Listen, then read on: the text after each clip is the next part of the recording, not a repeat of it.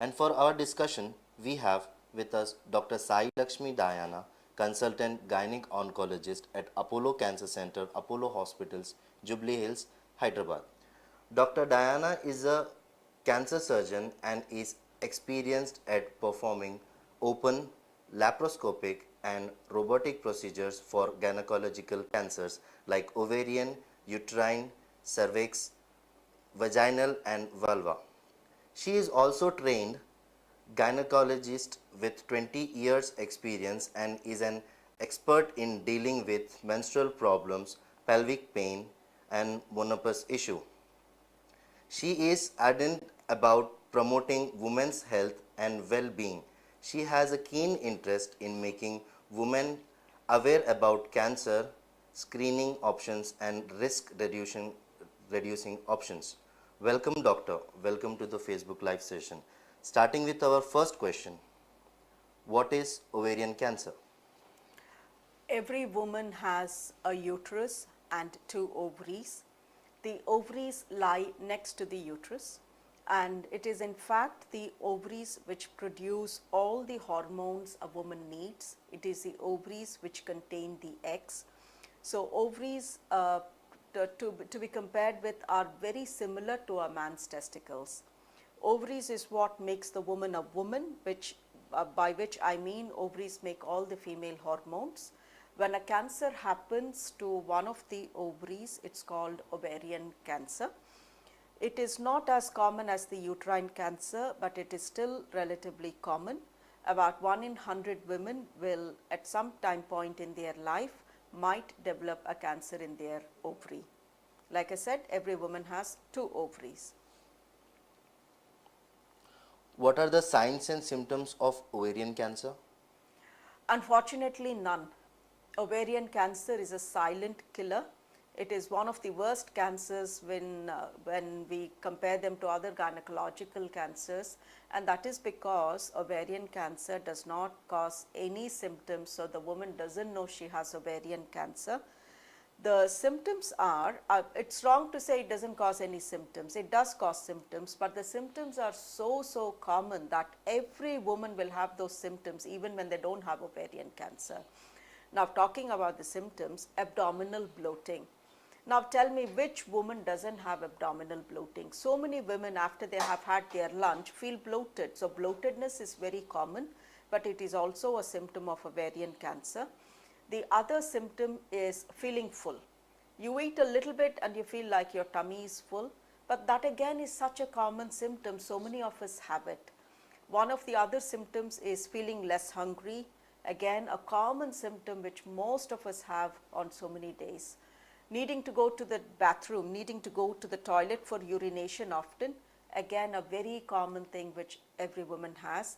Sometimes it can cause irregular bleeding, irregularity in periods. So unfortunately, the symptoms of ovarian cancer, which is bloatedness, abdominal distension, abdomen feeling a bit tight and tense, the gas problem which many women talk about, feeling less hungry, feeling full all the time, frequent urination, menstrual disturbance, these are the subtle symptoms of ovarian cancer. And so many women with ovarian cancer actually go to a gastroenterologist thinking they have acidity or gas problems. So the symptoms of ovarian cancer are very mild, very subtle, and therefore women don't realize they are getting ovarian cancer. What are the risk factors of ovarian cancer? To be honest, majority of people with ovarian cancer, you don't know why they got it. There are no risk factors. They are like everybody else, but they get ovarian cancer. But those women who have not been able to conceive, those women who have had long-standing infertility and have been on multiple medicines for fertility treatment, they are at a higher risk. Again, women who have never been pregnant and never breastfed are also at a slightly higher risk. Obesity is one of the risk factors for ovarian cancer, and many people ask, is PCOD a risk factor? PCOD is not a risk factor, but another gynecological condition called endometriosis.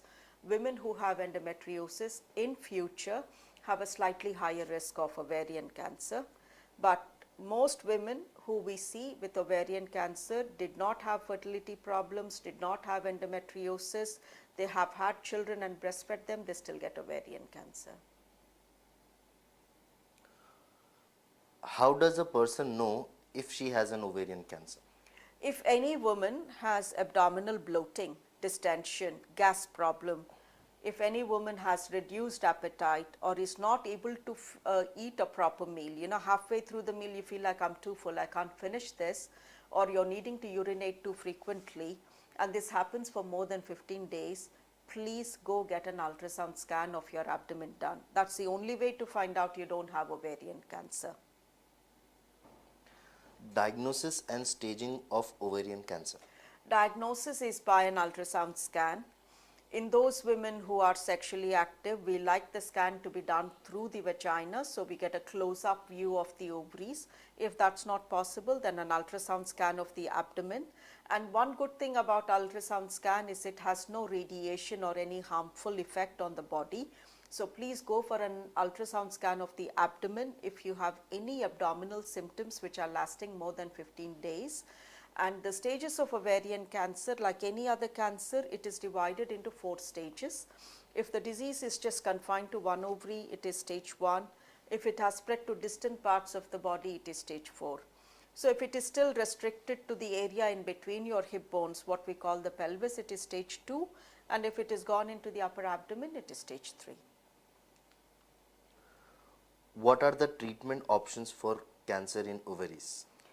If someone comes to us in the very first stage of cancer, which is stage 1, and stage 1 again has 3 different components called A, B, C. Component A is when the cancer is in one ovary and it is surrounded by healthy tissue of the ovary and the cancer hasn't spread to any other parts of your body, then surgery alone is enough and surgery is curable. This is for stage 1A. But if it is not stage 1A but stage 1B, 1C, stage 2, 3 or 4, then we will also need to give chemotherapy, which is given divided into 6 cycles. So we say 6 cycles of chemotherapy will also then become necessary. So the treatment for ovarian cancer is surgery plus minus chemotherapy depending on the stage of the disease. What are the types of surgeries can be performed for treating ovarian cancers? Type of surgery depends on what stage the person is. So for any woman who we think has ovarian cancer or who we know has ovarian cancer, we always do a CT scan of the abdomen and chest and the pelvis to find out what stage the disease is. And if it is a very early stage, stage 1A, and the tumor is very small, we might on very rare occasions perform a laparoscopic surgery. For rest all ovarian cancer surgeries, we prefer to perform an open procedure called laparotomy, where we remove the ovarian mass without disturbing it, without breaking it into pieces or without cutting it open. Therefore, open surgery is recommended for ovarian cancers irrespective of how young or old the patient is. For those young ladies who haven't yet finished their family, we prefer to leave the opposite ovary, which is if it is healthy, and the uterus. So this woman, after having treatment for ovarian cancer, will still be able to have children. It's called fertility sparing staging laparotomy. Thank you, doctor. What is the role of surgical gynae oncologist in treating ovarian cancers and what are the advantages of it? Look, it comes to something as simple as a person who does the same job every day, repeatedly, recurrently, and is studying about that condition all the time, is able to focus better. So a surgical gynae oncologist will obviously be performing the same type of surgery day in and day out, and therefore he or she will become an expert in that kind of surgery. Again, if you think about it, any woman who has had ovarian cancer surgery is obviously going to have some repercussions about it. Either her fertility will be compromised or she will attain menopause a bit sooner, Or if it is a middle-aged woman who is complete at her family, she's going to lose her uterus and she's going to end up with a big scar on her abdomen. So a gynecologist who is also an oncologist will be able to address these gynecological issues like vaginal dryness, inability to have sexual intercourse, or needing to get pregnant after the cancer treatment, or early menopause due to the treatment, etc. She or he will be able to address your gynecological issues in addition to your cancer issues. And hence, globally, any gynecological cancers are advised to be best treated by a certified gynae oncologist. Coming towards our audience question, how long can ovarian cancers go unnoticed? Well, it's hard to know, because if we know someone has ovarian cancer, we're going to treat them. Yeah, we're not going to wait and see how long it will be before they get symptoms. So we think it might be around 6 months before a person starts to notice that something is wrong with them and they need to see a doctor urgently.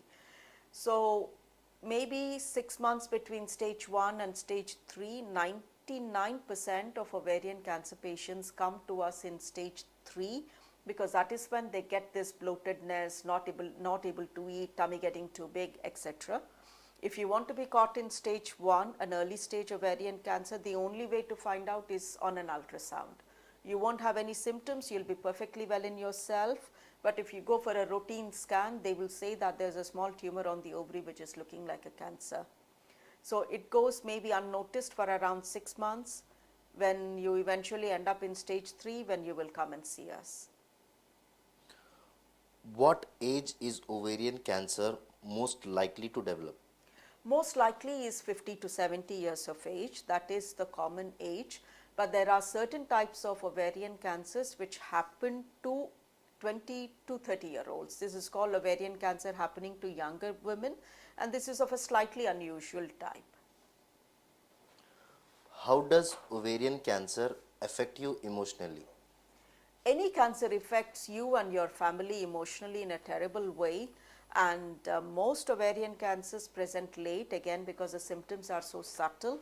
So obviously, to lose a very important organ enables you have all the female hormones, that particular organ becoming cancerous and making you menopausal at a very early stage in your life is going to do a big damage emotionally, I see routinely. Thank you, doctor. Coming, you please tell our audience about the facilities provided at Apollo Cancer Center, Jubilee Hills, Hyderabad. What we have at Apollo Cancer Center, Jubilee Hills, Hyderabad, compared to many other places I have known which offer health screening, is we do a personalized cancer screening. We do a personalized health checkup, which also includes a on your family history.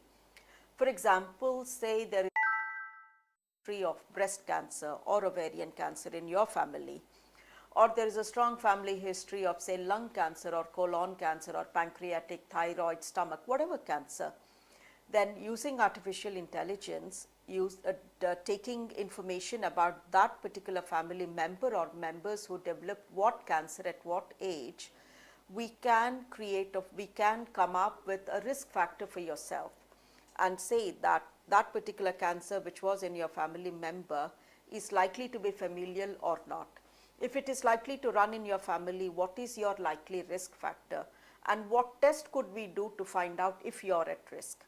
So we can find out if you are at risk of a particular cancer which seems to be running in your family, and what to do if you happen to be in that risk factor category. Health checkup, where we do your health checkup, we design a package which is more relevant and useful to you, rather than just saying this package costs this much, which one do you want? So it's not like a market where you choose the price range and choose a package. We will tell you what tests are useful to you based on your history, your personal history, your health history, your height, weight, etc., your family history. We take a family tree into consideration, and then we design a package for you. And then you need a good doctor who will be able to interpret that result and give you appropriate advice, and this is what we'll be able to offer to you at Apollo Cancer Institutes. And there is a very popular package within our institute called Female Cancer Screening Package for a very small price, reduced by more than 50%. We do a whole body female cancer screening check right from head to toe, and this happens to be one of our popular packages called Female Cancer Screening Package, which is advised to most women from 40 years onwards. Thank you, doctor. Dear viewers, we have come to the end of our session and hope we have covered all the aspects. If you still have more doubts, you can book an appointment with Dr. Sai Lakshmi Daayana and clarify your doubts. Thank you, doctor, for educating our audience in today's session. Thank you for joining us. Stay tuned for more